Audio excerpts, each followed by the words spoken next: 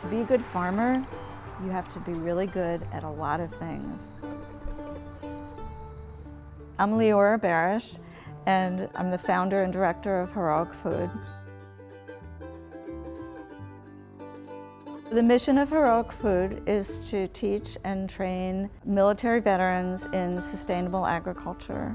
My connection to veterans is that I grew up in the military. My father was a career Army chaplain.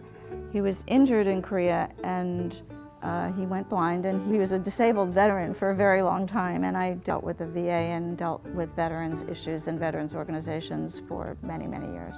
When the wars in Afghanistan and Iraq began, I was working through the Writers Guild with veterans, mentoring and writing.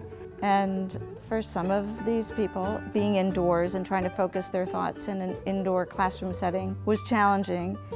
And it occurred to me that it would be useful for them to be outdoors and doing something like farming, which is challenging in a physical way and calming at the same time. And so I asked around to see if there was a program that was helping soldiers transition into farming, and there wasn't. And so I ended up deciding to start a program.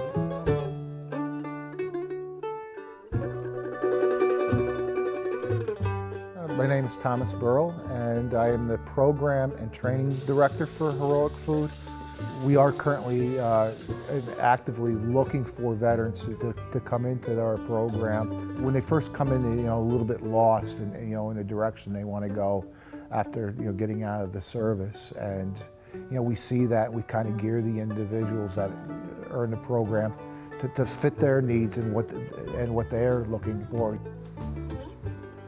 There's no process in this culture for returning veterans to help them recover from the effects of their service, but also to help them readjust to a radically different set of moral imperatives. To expect people to come from one to the other is completely unreasonable. One of the things that appealed to me about this project is that there are studies and reports really worldwide about the therapeutic effects of being involved in life cycles in a positive way. And I think for a lot of people, especially people coming back from combat, that's tremendously restorative and sustaining. Veterans are so well suited to farming. It's something that I think doesn't occur to a lot of people, but what they don't realize is that veterans are great for farms and farming and for our food supply, because they have a work ethic like nobody's business, and they have the endurance and they have the mission drive and grit and everything else that are required to start a farm and really make it happen. Our clocks are a 24-hour clock, and farming is 24 hours, 7 days a week.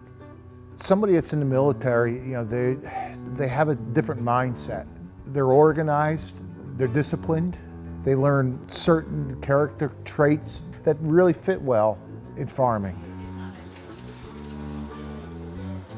One of the things that veterans miss so much when they're separated from the military is having a mission. They can get jobs sometimes, but it's not a mission.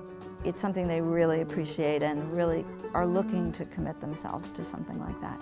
People can support this project in a lot of ways. There's telling people about it, guiding veterans to it who could benefit from it. We need equipment that we can't afford to purchase. Our biggest need right now is to be able to fund building the site plan, realizing the site plan.